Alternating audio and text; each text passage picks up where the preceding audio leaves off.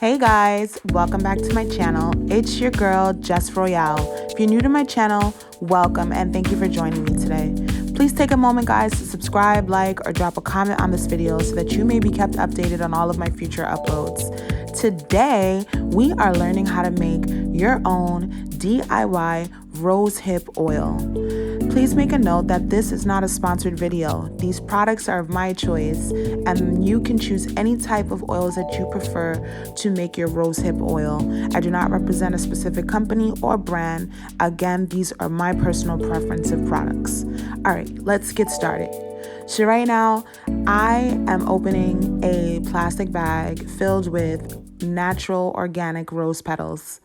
These rose petals were actually taken off of a bouquet of flowers that I received for my birthday a few weeks ago. They smell awesome. They're fresh.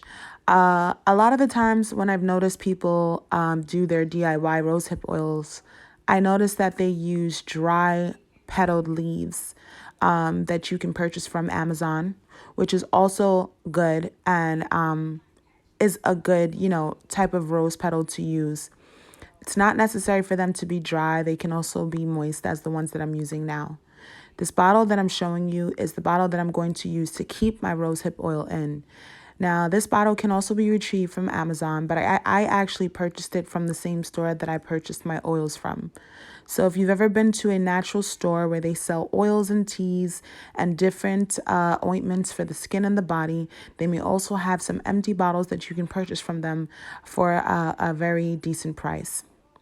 So at this time, I am spreading out my roses that I'm going to use to crush to put into my rose bottle.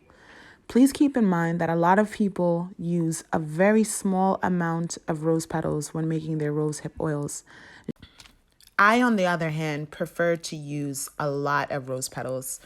I love them, and I had a lot, on hand that I could use. So I said, you know what, instead of wasting them, I'll use all of them. So as you can see in the clip, I originally was going to use a knife to cut up the rose petals, but I realized they're not necessary. It's not necessary to use a knife, clearly because the rose petals that I'm using for my DIY are actually fresh rose petals. They're new. And in most cases, when people are making rose hip oil, they are using a dry rose petal leaf. So it's usually crunchier and possibly easier to cut with a knife. Well, not, you wouldn't need a knife, honestly, but so long story short, that's pretty much why I ended up breaking down the petals with my hands. It just made it so much easier. So honestly, just do whatever is best for you. If you don't like to get dirty, if you don't want the residue of the petals to graze your nails or fingers, then I would recommend attempting to cut them. You could also easily use a pair of scissors, which I'm sure would work perfectly. And basically, do whatever makes you comfortable. Guys, don't worry. I will put some inserts of the details and benefits of each oil that I'm using for this specific DIY. So my rose petals are all chopped up nice and neatly. And I have my little empty bowl. You can use any bowl. It doesn't have to be a specific bowl to hold my rose petals. Yeah, look how fresh and beautiful they are. They're red, they're plush, they look healthy. Yeah. I just feel like in my head, like I'm just gonna get so much more of the benefits from the petals if they're fresh. That is just the idea in my head. Again, I could be wrong. I'm not an expert.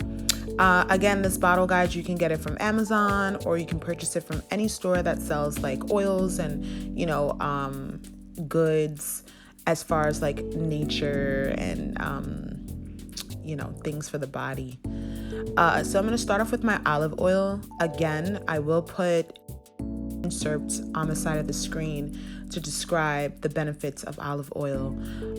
This is my little squeezer topper that I'm going to use to measure out the portion of olive oil that I do put in the bottle. You don't have to necessarily do this. You can actually just fill it up to your liking. There is no rhyme or reason as to how much of each oil that I'm using to put into the bottle. I'm just using this video for like basic step purposes, just to show you how to get the job done, not necessarily measurements and things like that. The next oil that I will be using today will be avocado oil. It's really good oil. It smells great and has a lot of great benefits. Again, I will be putting the details on the benefits for each oil in an insert on the screen at any time, any point in time in this video. Yeah. So, again, there's no specific measurement. Of course, the bottle's huge, so I would be putting way more oil in the bottle when I'm ready to make my personal batch. I am just solely using this opportunity to show you the basics and the breakdown of exactly how to create your oil. So the actual amount of teaspoons that I'm using or drops that I'm using is not accurate to my specific remedy or recipe. The next oil I'm using will be the jojoba oil. Then I'll be using vitamin E oil.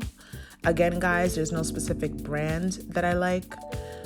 You can use any brand you like. There goes some argan oil. Love argan oil.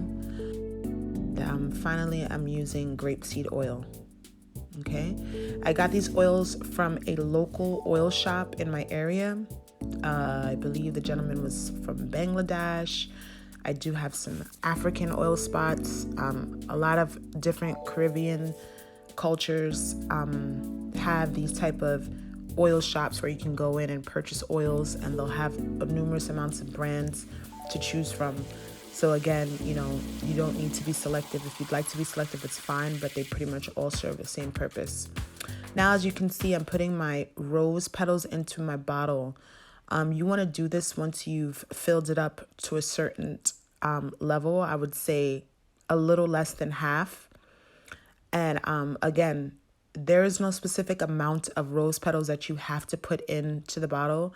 I love to put a lot of rose petals because I feel like the benefits from the roses that I get and the effects that it has on my skin is grand. So I like a lot of rose petals, and it's just really my personality. I do everything in excess. I just love a lot of everything. Like, give me a lot of everything. So, you could be a different type of person. You could only like a few pieces of rose petals.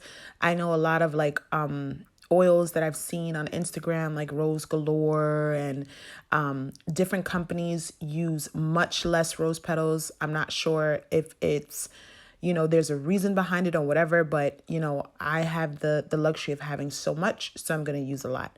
Now, this right here I'm showing you is a rosehip oil DIY that I've made that's been sitting for a few weeks. And, it is amazing, guys. I just wanted to show you this because, I had already made some, and that was my whole point of not really going in with the ingredients for the one I showed you that I made today. It smells amazing. It's thick. The roses have been saturated in the oil. All the benefits are blending. I've seen a huge difference in my skin since I've been using it. I love the amount of moisture that it offers. It really just sinks into my skin. My skin has become extremely supple. It's been helping with the tone of my skin. It's just, there's so many different benefits from this oil. It's really amazing. So this is how I use it every day. I use my little dropper and I'll take a few drops, and I primarily use it for my face and my back. I do suffer from dark marks from previous acne breakouts, which are now really going away slowly, which is a great thing. And I have to say that ever since I've been using this rosehip oil, it's been really, really helping me out. I noticed that one of the prime things that have been working, like one of the prime routines that I've added to my regimen when it comes to my skincare is moisture and just staying lubricated, keeping your skin moisturized. And I guess in the past I'd never realized how important that was, but it's definitely a game changer. And mixing all of these essential oils with all the benefits and having this thick lather with the rose petals have really made a dramatic difference in the appearance and the feel of my skin. Alrighty guys, so that wraps up my video on my own personal DIY rosehip oil at home. Please take the time to subscribe to my channel so that you can be kept updated on any future uploads. Also, take the time to like this video and comment below on any concerns or thoughts about the video that I've uploaded, as well as if you've tried to do your own DIY rosehip oil at home.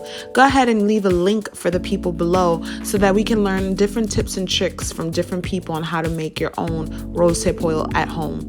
I will also be leaving descriptions on where I received my oils and different tools that I used to create my oil today in the description box below, along with links to different websites and addresses to different stores where you can retrieve oils. Please take the time to follow me on Instagram _Jess_Royale_NYC so that you can be kept updated through my stories, my Instagram stories, on when I will be uploading new videos. Love you. Talk to you soon.